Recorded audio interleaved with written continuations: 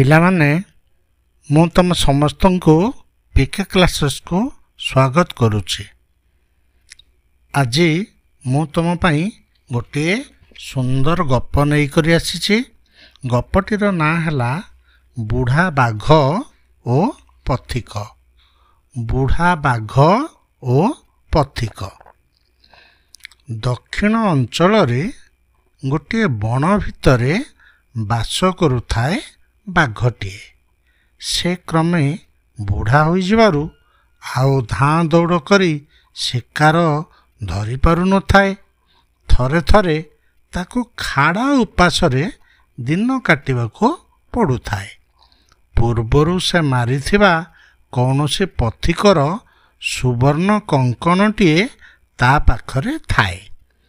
କଙ୍କଣଟି ରଖି ସେ ଗୋଟିଏ ସରୋବର କୂଳରେ ବସି ରହି ପଥିକମାନଙ୍କୁ ଅନିଶା କରୁଥାଏ। ସରୋବର କୂଳ ଦେଇ ପଡ଼ିଥାଏ ରାସ୍ତାଟିଏ। କୌଣସି ପଥିକ ପାଖେଇ ଆସିଲେ ବାଘ କହେ, ଆସ ଆସ, ମୋ ପାଖକୁ ଆସ, ଦାନ ରୂପେ ସୁବର୍ଣ୍ଣ କଙ୍କଣଟିଏ ଗ୍ରହଣ କରି ମୋତେ ପୁଣ୍ୟ ଅର୍ଜନ କରିବାର ସୁଯୋଗ ଦିଅ। କିନ୍ତୁ ବାଘକୁ ଦୂରରୁ ଦେଖିବା ମାତ୍ରେ ପଥିକମାନେ ବାଟ ଭାଙ୍ଗି ଚାଲି ଯାଉଥିଲେ। ଯେଉଁମାନେ ବାଘର ନିବେଦନ ଶୁଣୁଥିଲେ ସେମାନେ ବି ତା ପାଖକୁ ଯାଇ ଦାନ ଗ୍ରହଣ କରିବା ପାଇଁ କୌଣସି ଆଗ୍ରହ ଦେଖାଉନଥିଲେ। ଦିନେ ଜଣେ ପଥିକ କୌତୂହଳୀ ହୋଇ ପଚାରିଲା, ସୁବର୍ଣ୍ଣ କଙ୍କଣ କାହିଁ? ବାଘ ସଙ୍ଗେ ସଙ୍ଗେ କଙ୍କଣ ବାହାର କରି ଦେଖାଇଲା। ପଥିକର ଲୋଭ ହେଲା। ସେ ଭାବିଲା, ହୁଏତ ବାଘ ସତରେ ପୁଣ୍ୟ କରିବାକୁ ଚାହେଁ। ମୁଁ ନହେଲେ ଆଉ କେହି କଙ୍କଣ ନେଇଯିବ। ଆଗରେ ସୁଯୋଗ ଆସି ଜୁଟିବା ସତ୍ତ୍ୱେ ତାକୁ ଛାଡ଼ି ଚାଲିଯିବା ବୋକାମି ହେବ ନାହିଁ କି? ସେ ବାଘକୁ ପଚାରିଲା, ତୁମ ଭଳି ଜୀବ ପାଖକୁ କେଉଁ ସାହସରେ ଯିବି? ବାଘ କହିଲା, ଆହା, ତୁମେ ଯଦି ମୋ ମନରେ କ'ଣ ଅଛି ଜାଣନ୍ତ, ତେବେ ଏମିତି କହନ୍ତ ନାହିଁ। ଯୌବନ କାଳରେ ମୁଁ କେତେ ମଣିଷ ମାରିଛି, ତାର ଇୟତ୍ତା ନାହିଁ। ସେ ପାଇଁ ବୃଦ୍ଧ ବୟସରେ ମୋତେ ବହୁତ ଅନୁତାପ କରିବାକୁ ପଡ଼ିଲାଣି। ଜଣେ ସାଧୁ ମୋତେ ଦାନ ଧର୍ମ କରିବାର ଉପଦେଶ ଦେଇଛନ୍ତି।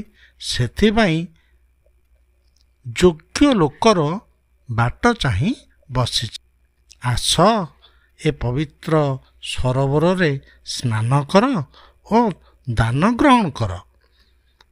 ବାଘ ମଣିଷ ଖାଏ ବୋଲି ଯେଉଁ ଦୁର୍ନିବାର ଲୋକାପବାଦ ଅଛି, ତାହା ସର୍ବଦା ସତ୍ୟ ନୁହେଁ। ବାଘର ବାକ୍ଚାତୁରୀ ଦେଖି ପଥିକ ତାକୁ ଅତ୍ୟନ୍ତ ଜ୍ଞାନୀ ବୋଲି ମନେ କଲା ଓ କଙ୍କଣ ଲୋଭରେ ସରୋବରରେ ପ୍ରବେଶ କଲା। ସେ ସରୋବର ଥିଲା ଅତ୍ୟନ୍ତ ପଙ୍କିଳ।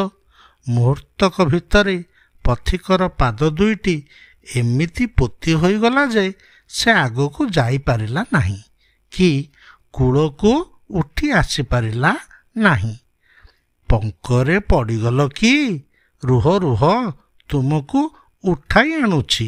ଏହା କହି ବାଘ ଧୀରେ ଧୀରେ ଅଗ୍ରସର ହେଲା।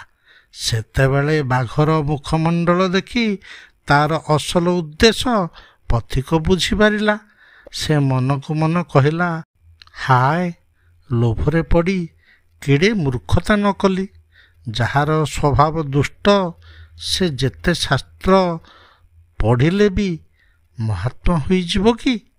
ମୁଁ କାହିଁକି ସତର୍କ ନହେଲି? ଆକାଶରେ ବିଚରଣ କରୁଥିବା ଚନ୍ଦ୍ରକୁ ବି ତ ରାହୁ ହାବଡ଼ରେ ପଡ଼ିବାକୁ ହୁଏ। ମୁଁ ଛାର ଲୋକଟାଏ କିପରି ବାଘ କବଳରୁ ଖସିଯିବି ବୋଲି ଭାବିଲି। ଚାହୁଁ ଚାହୁଁ ବାଘ ଆସି ତାକୁ ଧରିନେଲା ଓ କୂଳକୁ ଟାଣି ନେଇ ଖାଇଦେଲା। ଆଜି ପାଇଁ ଏତିକି। ପୁଣି ଖୁବ୍ ଶୀଘ୍ର ମୁଁ ଆଉ ଏକ ସୁନ୍ଦର ଗପ ନେଇ ଆସିବି।